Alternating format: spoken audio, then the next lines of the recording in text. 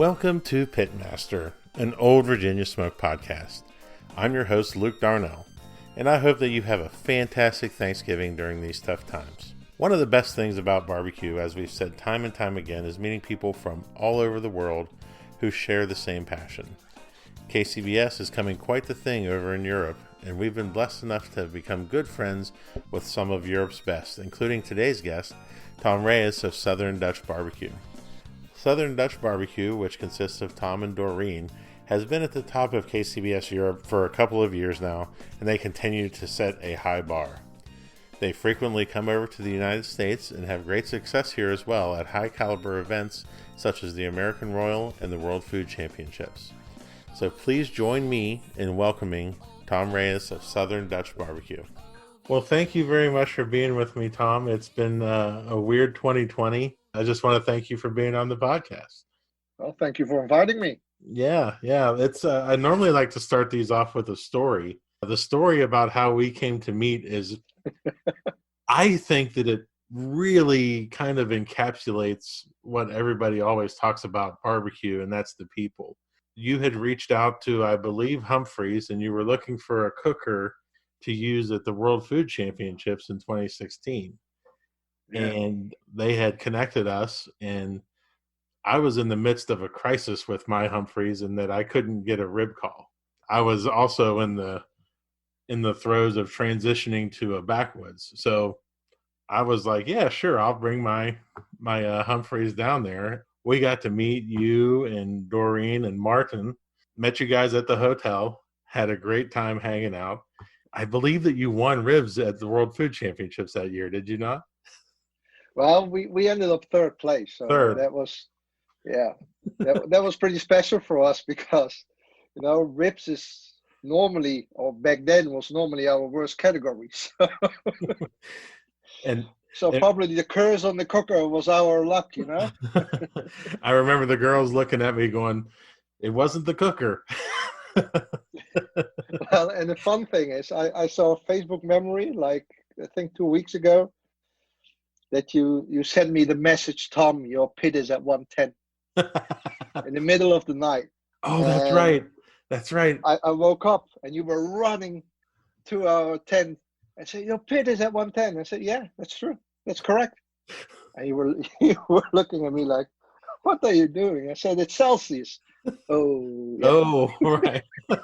I forgot. But, that was it was such a fun experience. And you guys went for a few days for vacation, but then you came back during the final day to cheer us on. And I just remember seeing you guys in the crowd, and I remember just being so touched. And we've been friends ever since, and it's been really a lot of fun to get to know you guys.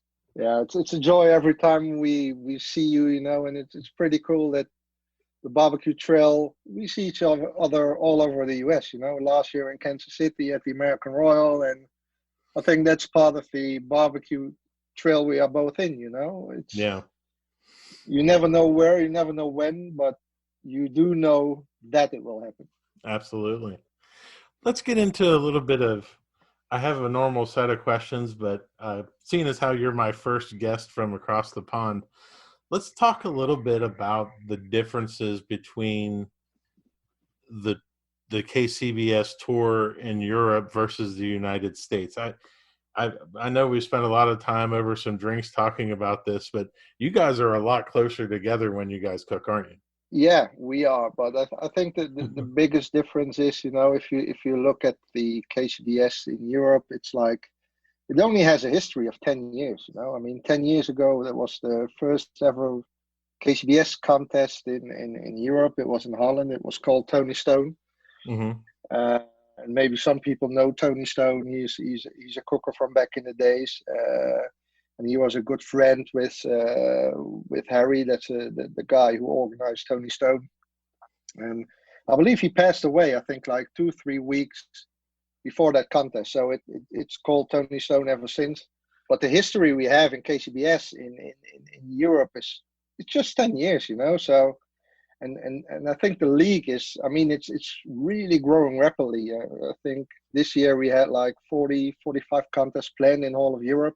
And I think we're now at 200, 250 teams. But Wow. there are not a lot of teams who are traveling like all over Europe. We got a lot of local teams as well in that scene. Mm-hmm. So yeah, I mean, you see those guys in a normal season more than your own family. So yeah, you're getting pretty close with them. Yeah. And we also have some great friendships out of barbecue because of that. And I think that's the first time we went to World Food Championship was the year you were just referring to, and that was our first experience in the US. If you talk about KCBS over there, and with the experience we had from cooking on this side of the pond, everybody is outside drinking beers during the contest. So we went there on, I think it was like Thursday or something. And I had like a cooler full of beer. So I thought, just make some new friends over here. And everybody was sitting in his trailer. And I thought, what's going on here, But it's a different thing. But that's what, on the other hand, if you look at the American Royal, for example, it's a whole different atmosphere. There you got that almost European feeling, what we still have. Bears, having fun. That's something you really still have in Europe, and that's what we really like in the American Royal, because that's that feeling we love about barbecue, and Yeah, that's what you find over there. absolutely. American Royal has become one of my favorite contests of the year, just because I get to see so many different people from all over the world, and getting to see a lot of the teams from Europe, getting to see the guys from South Africa. Those guys, Yeah. With a little pig. yeah, they were something else, and also seeing, like Scott and Lindsay from the UK. Those guys, I know they're really good friends of yours as well. Yeah, It's just so refreshing, and it's been really missed this year, as you've stated. It's been a tough year, so hopefully there'll be some semblance of normal in 2021. that's what I hope. Yeah, Yeah. Well, let's fingers get crossed. fingers crossed. That's right. Well, let's get into it, because I know that you guys have a very, very decorated past several years, but your whole career, you guys have done a lot of winning in Europe, and I kind of want to dive into that. What was the biggest turning point in your life as a pitmaster? Well, I think that was the first contest we ever did, because I was just cooking in my backyard, and then one of a sudden I was in that barbecue forum, and they were referring to a barbecue contest where you could like do a judge course for like a couple of bucks, and then judge a barbecue contest. So I thought, wow, that's something I like. And that turned out to be KCBS. So I did that judge class, and after that I did the judging, and I tasted the food. And I mean, that was really back in the days. Nobody had a lot of experience over here, so everybody was just trying. So I tasted the food, and I thought, oh man, I cook better food in my backyard. So with the next contest coming up, I said to Doreen, I said, I want to do a barbecue contest. She said, well, be my guest. I'm not into that. So we didn't have any equipment at all. It was like, and Martin, the guy from World Food as well, he was just a backyard cook as well. And I asked him, I said, do you want to join me for a contest? And he said, sure, no problem. So yeah, but I need a tent, and I need your Weber Smoky Mountain. I've got a Weber Smoky Mountain, so we got two Webers. If you got a tent, I have a table. We didn't have any equipment at all. So he brought a tent, and on the last minute, Doreen decided to go as well. And it was on a grass field, and we came there, and it was like beautiful weather. The sun was shining. So we put everything together. We were done with setting up, and it started to rain, and it rained for like, I think 36 hours after that. Oh, wow. Really hard. So it was, oh man, that tent was horrible. And then we turned everything in. I mean, it was a really great experience, your first barbecue contest, But then we ended up like reserve grand on our first contest. Oh, wow. So I thought, well, that's easy. And after that, I was hooked, And the fun part was Doreen wasn't into that. But when we got that trophy, she was the first one to touch the trophy and hold it up, just like she did all the work. But she was just there, just for the fun and for the drinking part and everything. But at that moment, I think we were both hooked. That moment, your first contest, you take your first trophies. That's something that put like oil on the fire. Like, let's go. We want to do more of this. Right. So I don't know if we didn't got reserved that contest, if we would continue like we did after that. I'm pretty happy. The fun story though is after the contest, after that we thought, well, this is easy, and I need to look at the second page on the overall results to find my name. So it wasn't just good from the beginning, but it was a jump start to go on. They always say that your first call is your most expensive call, because then you're like, yes, I need to get into this and I need to get all this equipment and do all this stuff. And it's like, let's go. Definitely true. That was it just snowballs so fast. And next thing you know, you've got 4 cookers. Next thing you know, you need to buy a specific truck and a car and a trailer and all this other stuff. And it just, I remember our first one and what that did. It's a life-changing experience. Yes. I think that barbecue pit masters are some of the most superstitious and ritualistic people out there. Do you guys have any rituals or habits that you have during competitions that are unique to you? Well, it's I think everybody's got those superstitions, and I got them as well. I mean, if I fuel up my van before driving to a contest, I always want to fuel up at pump number 7. And I don't know why, but that's something I always do. And if all the other pumps are free and number 7, there's somebody filling up his gas, I will wait until number 7 is available. So I think that's the superstitions I have. And the other thing I do is I always have the same clothes on, same boxers, same shorts, same socks, same shoes. But that's not really for superstitious. That's just because they're comfortable, to be honest. But filling up a number 7, that's definitely a superstition. That's a great one. A great one. Do you guys have any specific music preferences or types of music that you listen to while cooking? Oh yeah, definitely. We are well known for our music. And people call it chicken music because what I do in the morning is like, our contests are on Saturday, Sunday. So if I talk about Sunday, that's like game day. Yep. But on Sunday morning at like 9 a.m., I start, doing all my chicken prep. And then I put the volume on the speakers, and then put some new metal, loud and heavy with loads of guitar riffs in it. And I mostly do it because I can concentrate on that, but also because that's the time the judges arrive, and they all want to say hello and make their round as well. But then I cannot do my job, if I always need to walk away and say hello, how are you, etc. So I thought if I do that, I don't hear them, and I just can focus on my chicken. So, and we use that music as well for turn-in. Yeah. So we're well known for that. And the other thing is, we had a contest in Italy one day, and I let someone try my pork. And he said, your pork tastes like Christmas cookie. And ever since that, I always play like one Christmas song on the contest. Doesn't matter when it is, just always one Christmas song, because my pork tastes like Christmas cookie.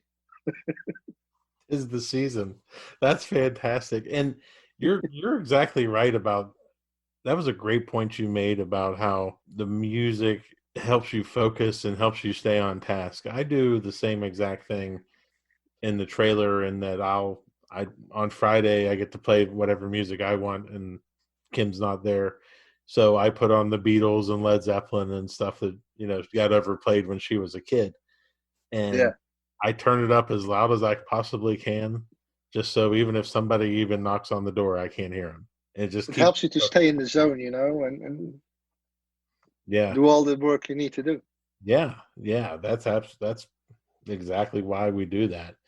So when you're in the throes of a big season, What does your competition week look like in terms of, organizing? Do you do things on a certain day? Do you have a set schedule that you and Doreen do? Yeah, definitely. We made a huge turning point like 2 years ago, which made our like preparations for our contest pretty easy. What we do now is like on the weekends off, we do all the trimmings and freeze just all the meats in. We experience that frozen meat versus fresh meat doesn't make a big difference at all. Mm-hmm. So if you do that, then in the week, so what we do is the Sunday before the contest, we take the big meats out of the freezer. We always do on Wednesday, we do rub sauces injections. Mm-hmm. On Thursday, I always do my inventory, my shopping inventory, open all the drawers, see what's need to be filled up again. And then on Friday, I take the small meats out of the freezer, do all the shopping, loading the van. If it's within a 3-hour driving range, we drive Saturday morning because, and we are there probably around 10 a.m., which is my preferred time of arrival. Mm-hmm. So it's pretty easy. And I think one big reason why we changed it from like doing the trimmings in the weeks from contest was like 2 years ago. And it was a Brew and Q double, and we need to take the boat at, I thought it was like Thursday morning to go from Holland to England. And we had a really busy day, a busy week at work, so we could start trimming at like 9:30 in the evening. I was doing this chicken, and I always trim chicken, and Doreen does the rest. I mean, she's really good at it. I suck at it, so she does all the big meats and the ribs. I do this chicken. And one of a sudden, after like doing, I don't know, 4 butts, 8 ribs, I was doing my chicken. She was doing the first brisket. She cut herself in the finger. It was really deep, and there was blood on the curtains and everything.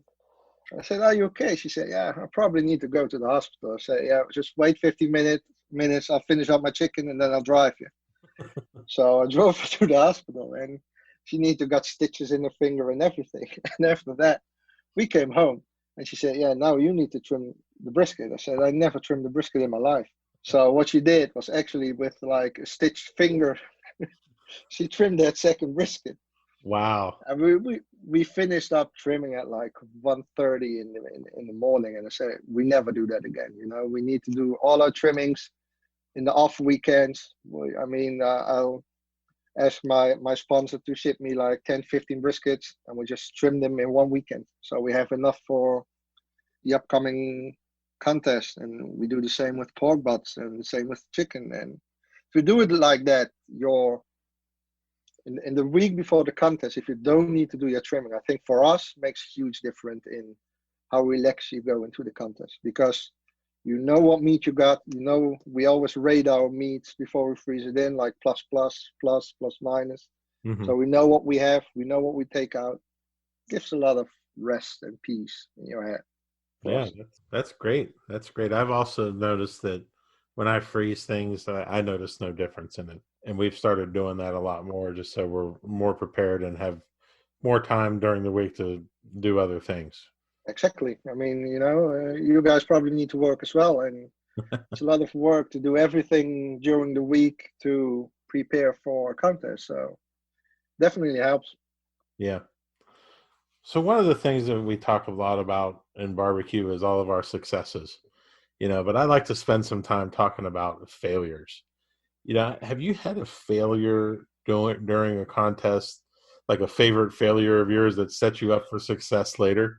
Well, I wrote that question, and there was one thing that popped up my mind instantly, and that was we got one DQ in our whole competition career, and I think that was like 5 years ago or something. I'm talking about 5 years ago, so we didn't have the level of experience we have right now, so we were still, discovering how it all worked.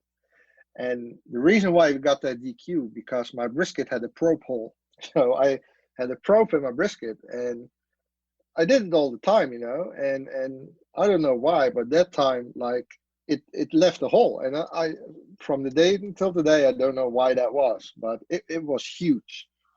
So you saw like a hole in every slice there was, because I put the probe with the grain, not against the grain. Uh-huh. I mean, those are rookie mistakes, but ever since, that was the last contest we ever put a probe in our. Really? We never probe again.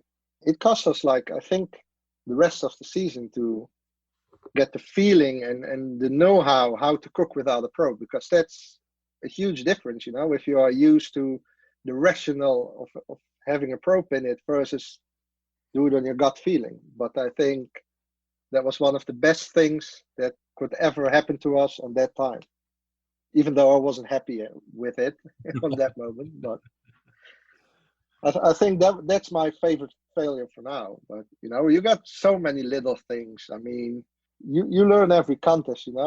Just little things like, where's the wind coming from? Where does the sun come up? How does it shine on your cooker? Or how does the wind blows into your fire, etc., etc. All those elements. We check them now. Once we arrive at the competition field, the first thing I do is, okay, where's the east? Where's the west? Where's the wind coming from? What are the expectations about wind over the weekend? How do I need to put my cooker and what's the best spot to put your whole cook side on? That those are things that we do them because we learn from mistakes. Let's say like that. Absolutely. So one of the things during our time of knowing each other is that you really strike me as being a very confident cook. Where does that confidence come from? To be honest, maybe it looks like it, but it isn't really like that, to be honest. To be honest, confidence grows with the results very quickly, but it may disappear just as quick once the results are getting down. I think we were struggling with confidence until mid last year. Last year we had a streak like 3, 4, 5 times third. And the first time you get third, you are okay. It's not GC or RGC, but I can live with it. The second time you think like, okay, it's again still good. And the third and the fourth and the fifth time, your mood is getting lower by the result, but by the contest, because you think, shit, again, no GC, RGC. And I was talking about this with Ed from Bunch of Swines on the American Royal. Mm-hmm. And I say, I'm really looking at the last step, what I need to do to get that GC or RGC. And he didn't answer that question. But at the Royal last year, we had I think we did pretty well over there. We flew home. I mean, the airplane touches the ground over here, and we were already like packing for the contest in Belgium. And I drove to that contest and said to Doreen, I don't care what, but this is the last contest before the winter. I want to get my Royal invitation for next year before the winter, so we're going to nail this. And she said, okay, let's do that. And we went to that contest, and we were like super eager. And we won that contest with like, I think, 15 or 16 points on RGC. Ed came to me after the results, and he said, I think you found your last ingredient. I said, what's that? He said, that's confidence. And that was an eye-opener for us. And to be honest, ever since, there were not much contests, but all the contests after that, we were GC or RCC. And those are, I think, 7 now in a row that we had GC, 6 GCs, 1 RGC. So it helps, but it's really difficult to find it, But once you got it, you need to hold it. And I think another thing is to make sure that confidence doesn't get arrogant. You know what I mean? Because It's a really thin line of balance. And you need to stay on the line of confidence and not arrogance, because if you're on that side, then you are in big, big trouble. Then you start forgetting little things just because you think you can overpower them. Exactly. Let's switch gears here a little bit and get into some gear. Get into some questions. What is one of the most worthwhile investments you've ever made in competition barbecue? Probably 2 things, I think. What we did 2-3 years ago, we flew to the US twice to do a cooking class over there. And we did one with Travis Clark crew, and we did one at Tuffy's place. And I think those were the best investments we ever made. Those 2 classes, and we did them like within 2 months. But those 2 classes combined gave us like a whole new idea of how we wanted to bring things to the next level. So I think that's probably the first thing. And the other thing is we purchased a stick burner, well, I think 1.5 years ago. Yeah. And that was a life-changing event as well. I mean, people always say it's the cook, not the cooker, and that's absolutely true. But in my opinion, the flavor out of a stick burner, for me, the best you can ever have, just cooking on full wood, that taste is unbeatable in my opinion.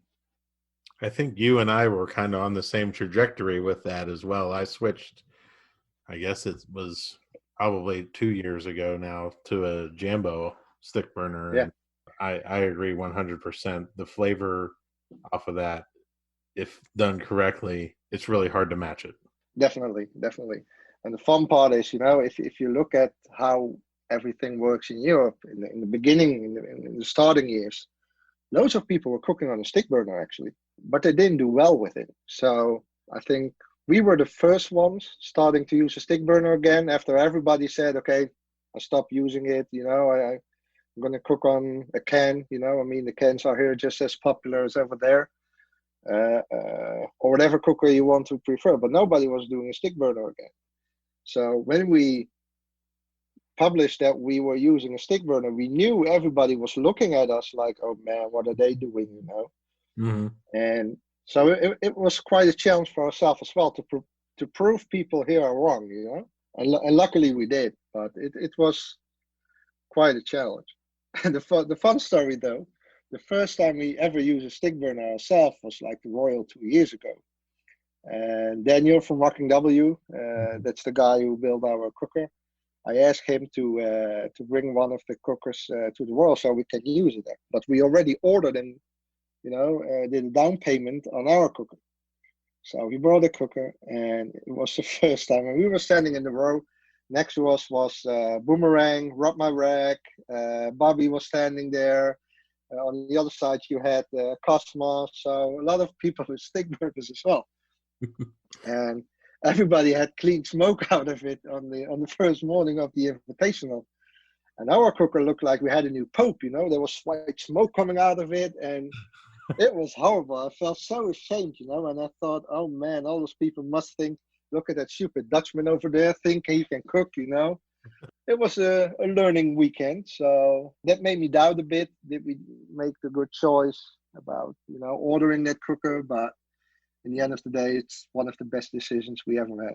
I want to go back to the classes that you took, because I think that's really important in that you took 2 classes from 2 masters of a stick burner.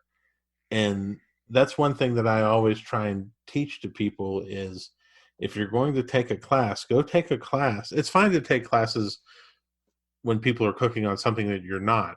But if you're going to take one class, make sure it's somebody that's cooking on what you cook on. That's what you're going to get the most out of. Definitely. Another thing I think is really important if you want to do a class. We did a class in the beginning of our career, and that was like Rob Rugby, one boys, he came over to Holland to do a class, and we only had like 5-6 contests in the books.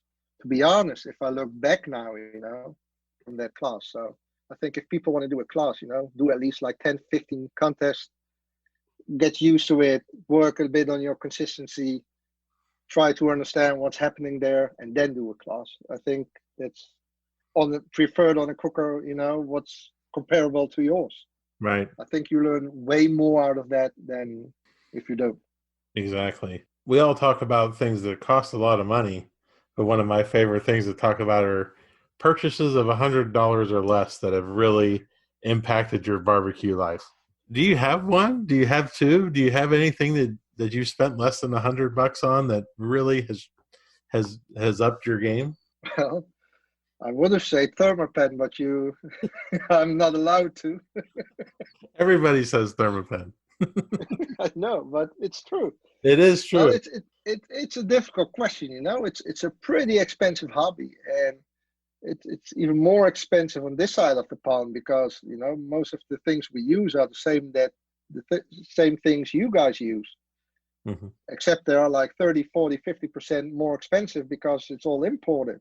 So I really thought about this question, And to be honest, I've written for myself down, well, I bought myself new shoes, and they were like, they are like waterproof, and I'm really happy with that. But that has nothing to do with barbecue, so I would, I really I don't have an idea. I could make the point that it does. Your comfort and being comfortable and being not having joint pain or anything. We're on our feet a lot. I think that is one of the more underrated things that we don't talk about. Yeah, I think you're right, and I mean, you guys have all those really cool trailers to cook out of. We are here still in the face, everybody here is cooking from pop-up tents. So if you're on the grass field and it's raining, your feet will get wet for sure. Yeah. So I'm pretty happy with my new shoes. But the fun thing is, since I bought them, since that moment, there was no need to wear them on comms because there wasn't a rain. But just Yeah. for the case we have them, it's they're there. You got to be ready. For sure, and we are. So who has impacted your life the most in competition barbecue? I don't want to sound cheesy or something, but I think that would be Doreen for sure. I mean, we grew in this together, without her, I wouldn't be as competitive as I am right now. We are truly a team. If we would do this as individuals, I don't think we could do it, I mean, she's got her strength, I got my strength. We are truly equal in this. And I think because of that first contest, what I just said at your first question, I think that truly made an impact on our life. Everything changed after that. I wouldn't miss it for a dime. So I think it's probably the win for sure. Absolutely. It's one of those things that I hold pretty dear to my heart, as well as, this is how Kim and I spend time together, and exactly doing something together that we love. And it's really, we were pretty close before, but it's really brought us really closely together, and how much we enjoy doing it together. It's a lot of fun. Definitely, you got an equal goal. You spend a lot of time together on the field, but also at home talking about it. It's a game changer, and I think that's one of the reasons. If you look at like the teams who have scored the most, I think 80%, if I need to guess, are like husband, wife, boyfriend, girlfriend. So I think those are the best teams you can have. I truly believe in that.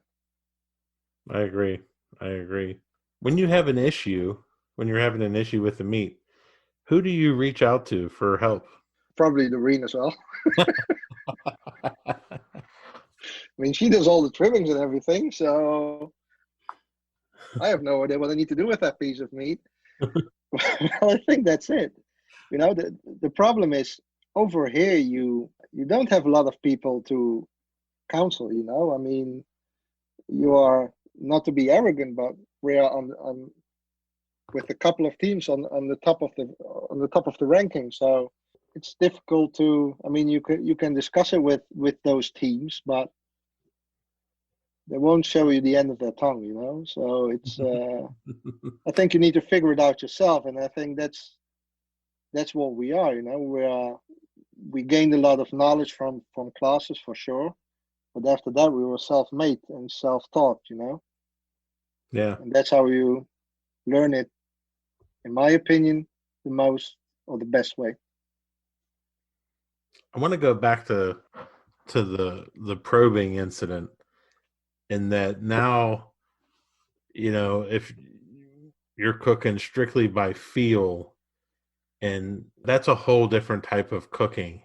How do you relate to gut feelings in terms of, when you feel something, and how does that come to you?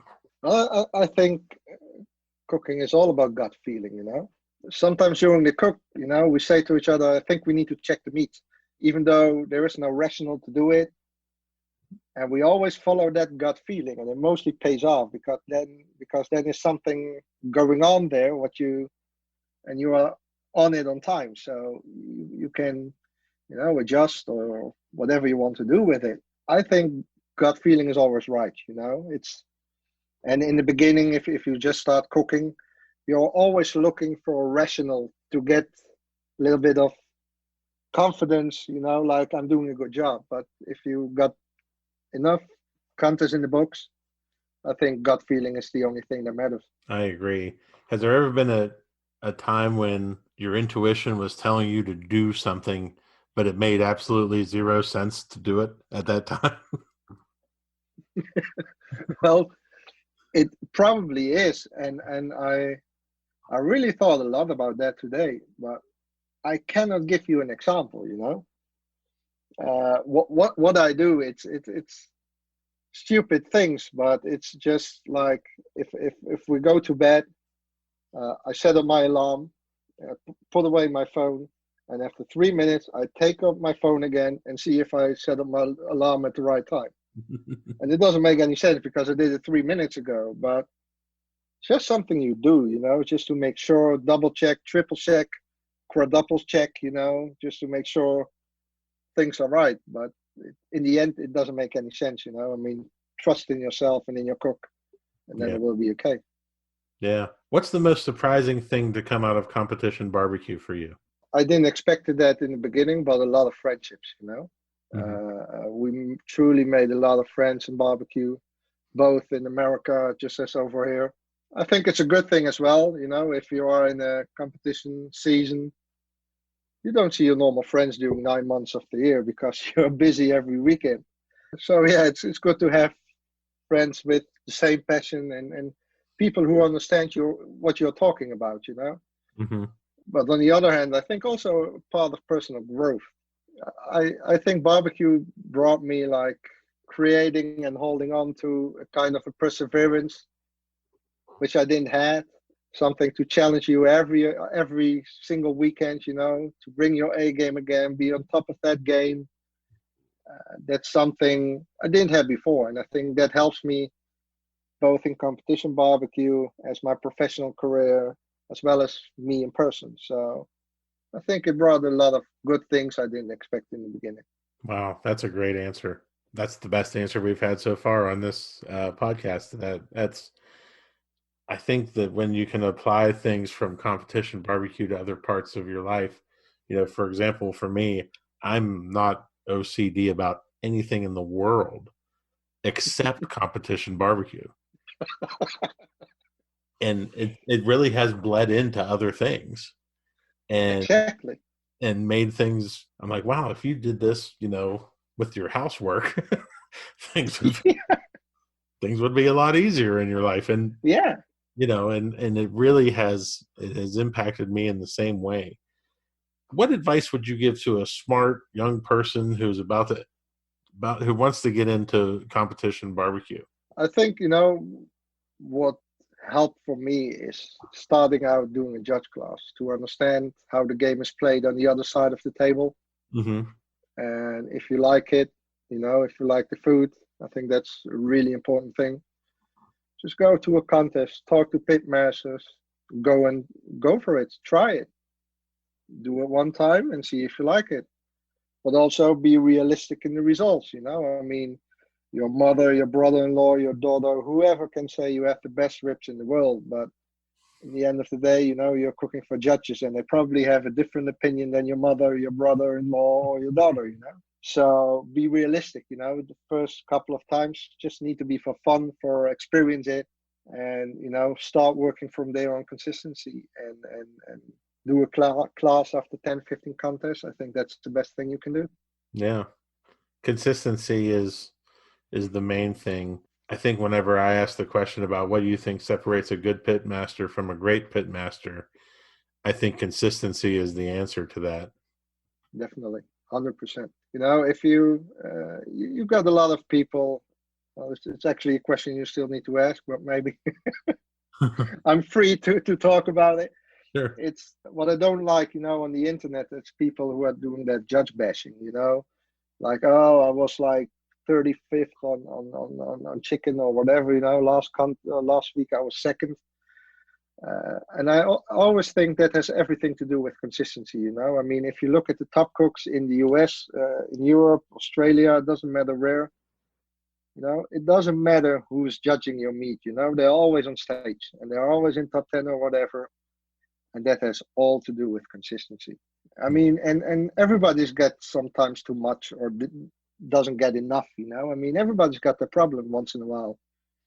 But in the end of the day, if you look over a couple of contests, you're there where you deserve, you know, and you see the same people every weekend again who are taking the money home.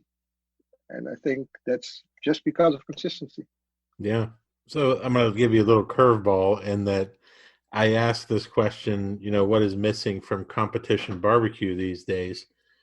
But I think for you, I'd rather couch that question in, if you could take one aspect of barbecue in America and bring it to Europe, what would it be? And conversely, one part from barbecue in Europe and bring that to America, what would it be?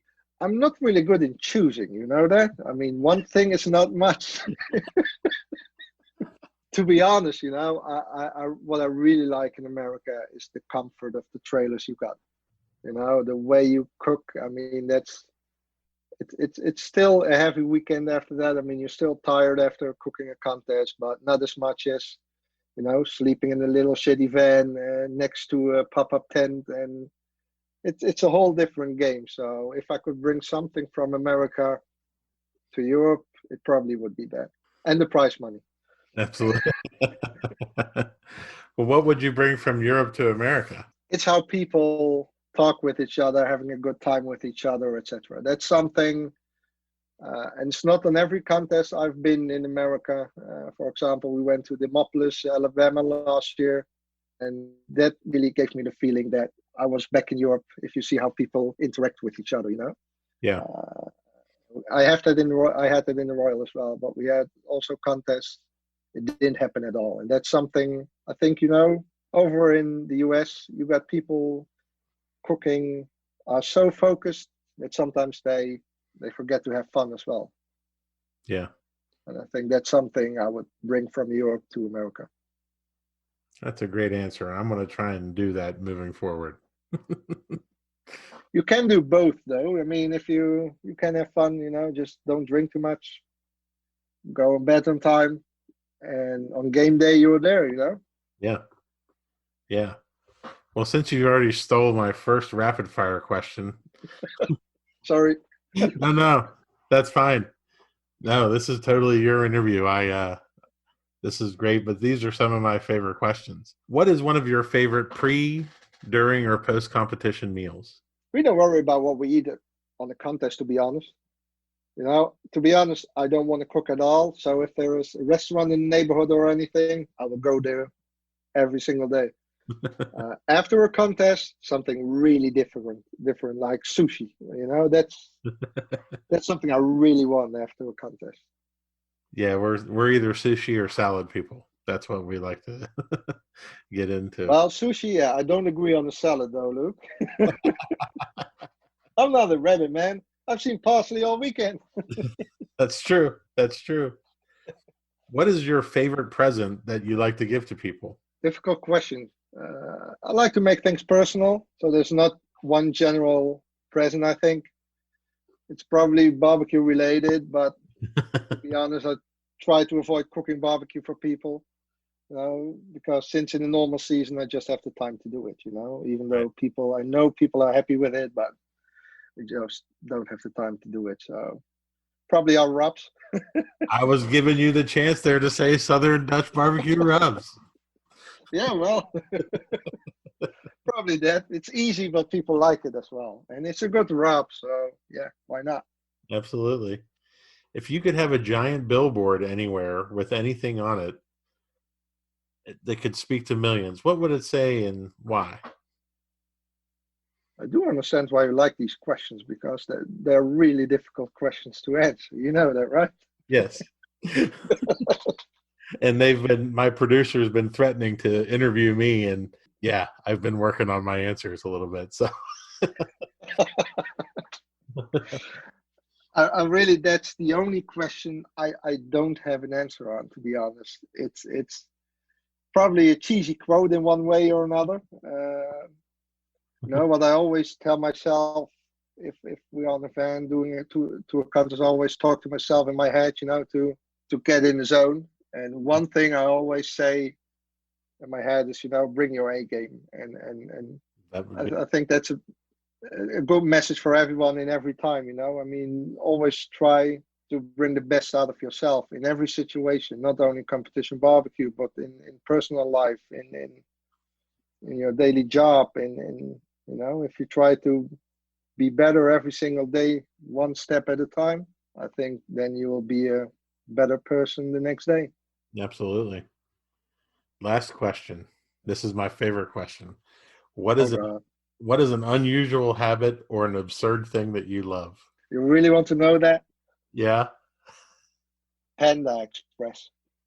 Huh? Panda Express. Panda Express. Yeah. If we fly to the US, within an hour that plane touches the ground, I am at the Panda Express. Orange chicken, Beijing beef with chow mein. I'm the happiest guy on earth. It doesn't bother you that it's Cajun chicken at a Panda Express? I don't care. It's so good. It's really good. To be honest, when we went to the, Oh my gosh. we got an RV delivered the next day, so I ordered an Uber and to the Panda Express, and then we were sitting in that Uber, and the driver said, "Panda Express, what is that?" I said, "Oh, it's a Chinese. Have you ever heard of it?" He said, "Yeah, of course I've heard of it, but I've never eaten it." And then I, throw out the story how much I liked it. So he went into it to eat together with us. That's great. And he liked it as well. So yeah, I love it, man. I know it's bad. It's yeah, I love it. There's nothing wrong with that answer at all. Well, Tom, Okay. I want to thank you very much for being on here. I've really enjoyed our conversation. Tell people where to find you if you want to highlight some sponsors. Well, we got a website, www.southerndutchbbq.com. We got a link there on our Instagram and our Facebook. And yeah, I'll invite all listeners to have a look at it. We got some great products as well. We got Southern Dutch barbecue seasoning. We won the Royal on one of those seasonings 2 years ago, I think. Yeah, just have a look at the website and just shoot us a message if you want to share something with us. Excellent, excellent. Well, hopefully here in 2021, we'll get to have a couple beers together and see each other a few times. And hopefully, last year we were supposed to come over to England and cook the double in Scott Lane's neighborhood. So fingers crossed that everything goes back to normal. And we can't wait to come over there and cook in Europe. It's going to be a lot of fun. If you come over, we will be there for sure. And we'll help you out with everything we can. Excellent, excellent. Well, thank you very much. And I look forward to seeing you in 2021. Thank you very much as well. It was an honor to be here as first European one. So thank you for that. Thank you for the opportunity. No problem. Thank you for listening to Pitmaster, an Old Virginia Smoke podcast. Be sure to subscribe and like the podcast, rate the podcast, and to share it out with your friends. Also, be sure to check out the Old Virginia Smoke YouTube channel as well. Particularly, check out our perfect Thanksgiving turkey video in time for the upcoming holiday. Next week, we talk to the champ, two-time KCBS Team of the Year winner, and fellow aficionado of hip-hop slow jams, Brad Leininger with Getting Basted. You won't want to miss this one. For companies interested in advertising, please contact Old Virginia Smoke directly via www.oldvirginiasmoke.com. Pitmaster, an Old Virginia Smoke podcast, is edited by Chris Sedenka. Pitmaster, an Old Virginia Smoke podcast, is the property of Old Virginia Smoke, LLC. All rights reserved. Copyright 2020.